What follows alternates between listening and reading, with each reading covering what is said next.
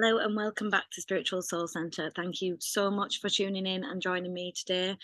It is just going to be a quick one today, but I just wanted to check back in with you guys and also tap into the energy of the blue supermoon that is currently going on right now. And also just cover back over the past week or two, because it has been, for me included, a very intensified time of spiritual purging on a mind, body, soul and spirit level. And it really has been a deep time of all cycles coming back up, a lot of upset, a lot of heightened emotion, heightened sensitivity, a lot of really kind of amplified energy, overwhelm, back into old cycles and thought patterns and old self-sabotaging behaviours, and all the list can go on. It really has been evident in where we are being shown now the past patterns and behaviors that we did used to have that are being brought up to be released and purged.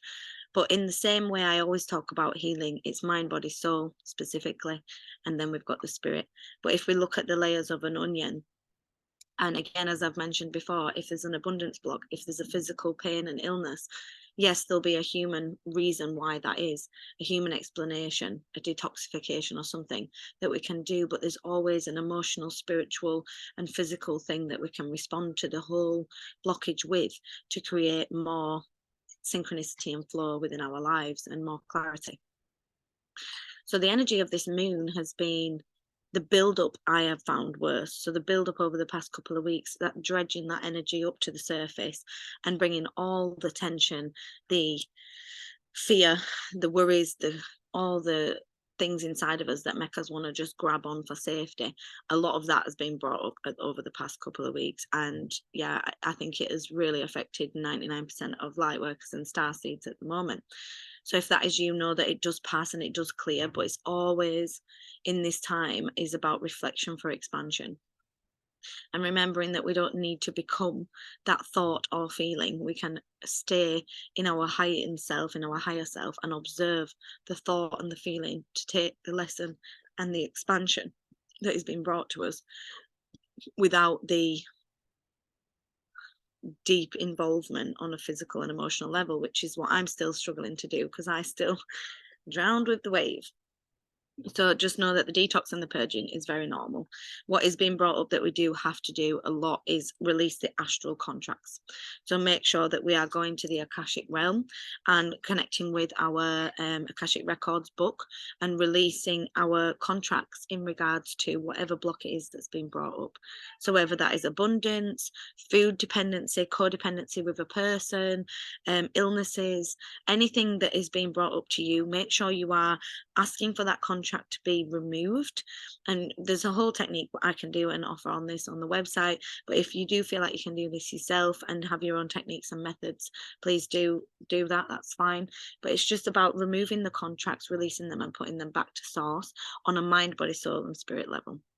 So it's really important that we are doing that, because if we're not, we're still carrying all the heaviness and all the emotions with us into the next chapter, into the next part of expansion. And that's why we keep end up in these cycles and repetitive energies that keep having to experience. So I'm just going to have a drink, 1 second. So what's also coming through at the moment is that kind of breakthrough energy that's going to be then brought by this clarity of this coming up to the full moon and on the full moon today.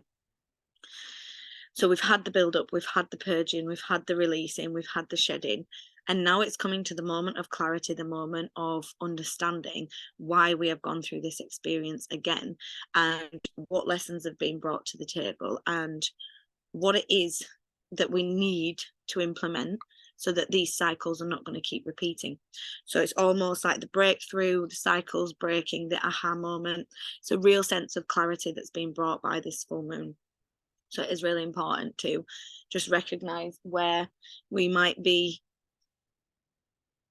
observing cycles that need to be broken so that we can have that breakthrough, have that clarity and have that observation of expansion, because that's really what it's always about.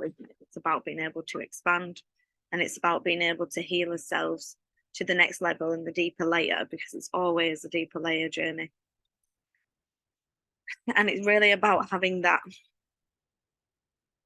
power and strength, determination to know that no more are you going to carry that cycle, that feeling, if it's not benefiting you and if it's not serving you. I myself have experienced this over the past week or two, where I've realized, you know what, I really need to implement on a physical level so that I don't keep feeling the way I did in that moment. And it is something. I've got a kitten escaping. I don't know if you guys can see behind me. I've got a kitten trying to escape. Yeah, it is really clear on how to, why that's being brought up is to know that I have to really stand in this now and stand in my power and not let people take my power from me, my energy from me, and not give it to them willingly, because that's the whole part of it as well. It's the fact that I was willingly giving them my energy without restriction, without limitation, because I was expecting something out of that or expecting emotional support from that or whatever. So you give to kind of exchange, but sometimes it can become an imbalanced exchange, an unequal exchange that needs to be reflected upon, and the cycle needs to be broken. So that's definitely something that's been brought up for the full moon, and it's all been brought up to the surface now, so that as we move into the September and October months, we're allowed that sense of rejuvenation, rest, hibernation, without this stagnant energy surfacing in the background, and without these cycles and all this shit resurfacing itself as we're trying to reflect and rest and hibernate, and having all this stored with us. So that's why it's all kind of been in a fast-paced, intensified way, is so that it's able to be pulled up and released for when we're moving into the September and October months of hibernation, which is the kind of next theme that's coming up in terms of the next few months. It's about deep rest and reflection, and going into self, and being able to be at peace with self and be moving slower than we were trying to keep up with the pace of societal pressures in life. But that's just on the cusp of going into that, and we're just kind of integrating into that. We've also got the masculine and feminine alignment, if you will, going on right now. Feels like kind of a energetic battle that's being attacked by the lower vibrational agendas that be. And they're really kind of targeting the masculine energy to invert that, so that nobody even knows what that means and what that feels like to someone. And they're amplifying the toxic energy of some males by using that as an explanation of masculinity, which it is definitely not. They are using media tools, agendas, and attaching on to people that may well have good intentions and not that intention. And they are using their ideologies to influence a lot of toxic energy in younger males, playing on a lot of insecurities in younger males, which is really sad, because this whole thing is about coming together and helping each other heal and helping each other connect. And I do feel that the masculine energy in both men and women needs to allow the heart to be opened and allow the emotional body to connect into the heart space, so that we are able to feel more understood, connected, supported by each other.